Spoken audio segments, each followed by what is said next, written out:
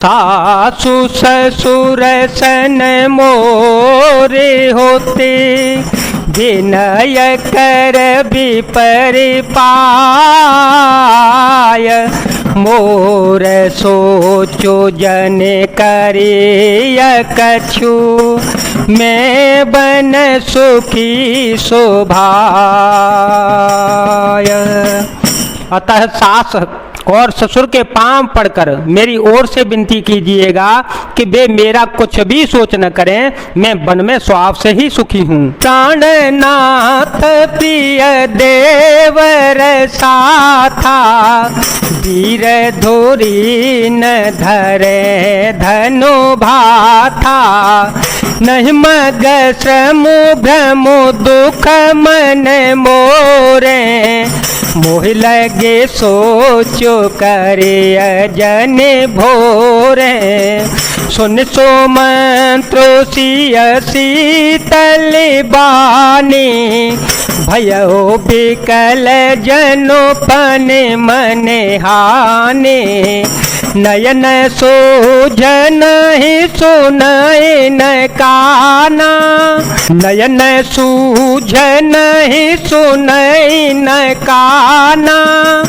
कह न सकई कछुअते कुलाना, कह न सकई कछुअते कुलाना। वीरों में अग्रगण्य तथा धनुष और बाणों से भरे तरकस धारण किए मेरे प्राणनाथ और मेरे देवर साथ हैं। इससे मुझे न रास्ते की थकावट है और न भ्रम है और न मेरे मन में कोई दुख ही है। आप मेरे लिए भूलकर भी सोच न करें।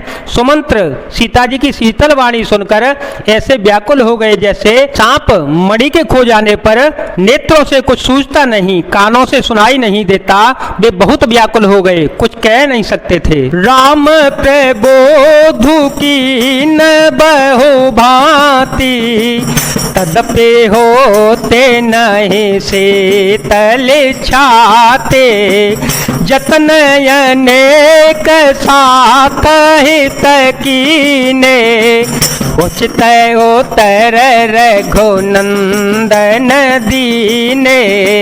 मिट जाए नहीं राम रजाई, कठिन करम गति कछु न बसाई।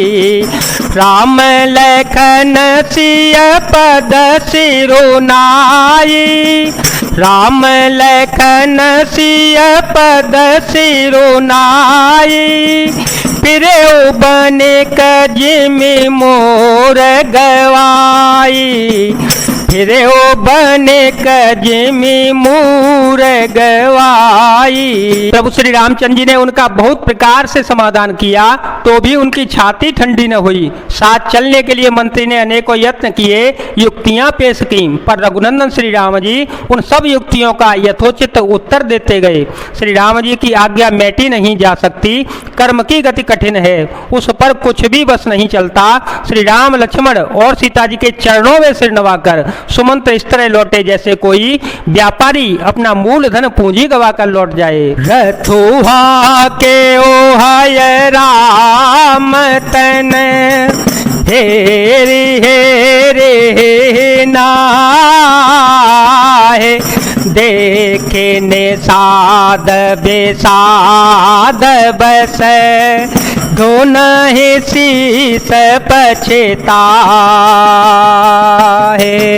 सुमंत्र जी ने रथ को हाँका, घोड़े श्री रामचंद्र जी की ओर देख देख कर हिनाते हैं। यह देख कर निषाद लोग विषाद के वश होकर सिर धुन धुन कर पीट पीट कर पछता रहे हैं। जासु वियोग विकल पशु ऐसे, जासु वियोग विकल पशु ऐसे।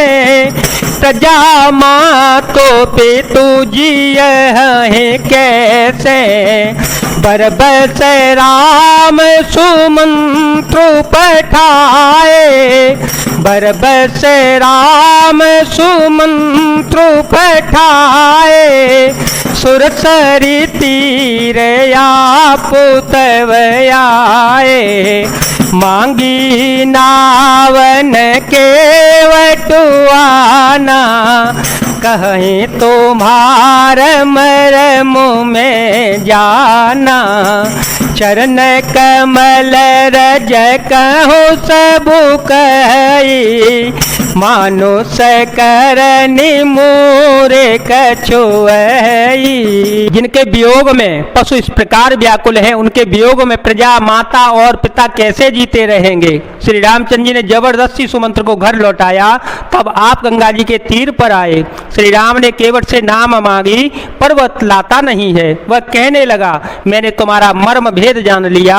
तुम्हारे चरणों की धूल के लिए सब लोग कहते हैं कि वह मनुष्य बना देने वाली कोई जड़ी है। छुअत शिला भई नारी सुहाई, छुअत शिला भई नारी सुहाई।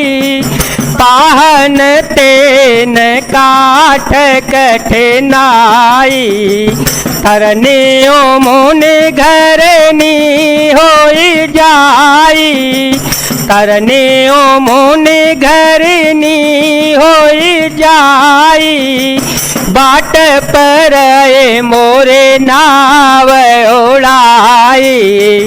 एहि प्रतिपालओ सब परिवारो, नहीं जानो कछु और कवारो।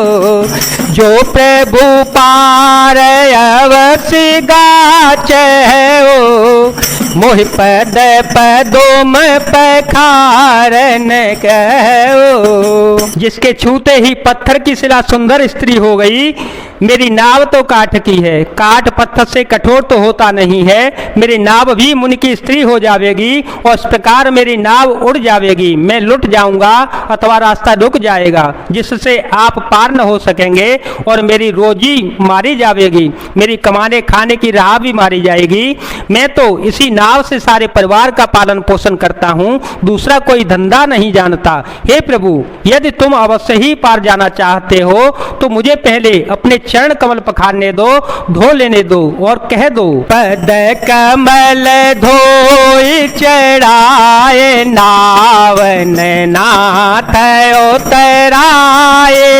चहो मोहे राम राव रे आन, दशरथ शपथ सब साची कहो। बरो तीर मारहु लखनऊ पे, जब लगे न पाय पखारी हो। तब लगे न तुलसी दास, नाथ कृपाल पारो तारे हो। हे नाथ, मैं चरण कमल धोकर आपको नाव पर चढ़ा लूंगा। मैं आपसे कुछ उतराई नहीं चाहता। हे राम, मुझे आपकी दुहाई और दशरथ जी की सौगंध है, मैं सब सच सच कहता हूँ। लक्ष्मण भले ही मुझे तीर मारे, पर जब तक मैं पैरों को पखार न लूंगा तब तक हे तुलसीदास के नाथ, हे कृपालु, मैं पार नहीं उतारूंगा। सोने के वट के बैन, ते मल पेटे अटपटे। देह से करो नायन,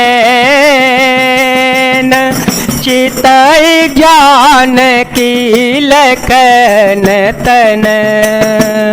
केवट के प्रेम से लपेटे हुए अटपटे वचन सुनकर करुणाधाम श्री रामचंद्र जी जानकी जी और लक्ष्मण जी की ओर देखकर हंस पड़े। कृपा सिंधु बोले मुसुकाई, सोई करो जे तव नावन जाए। बेगियानो जल पाय पखारो, होत बिलंबो तारे पारो। जासु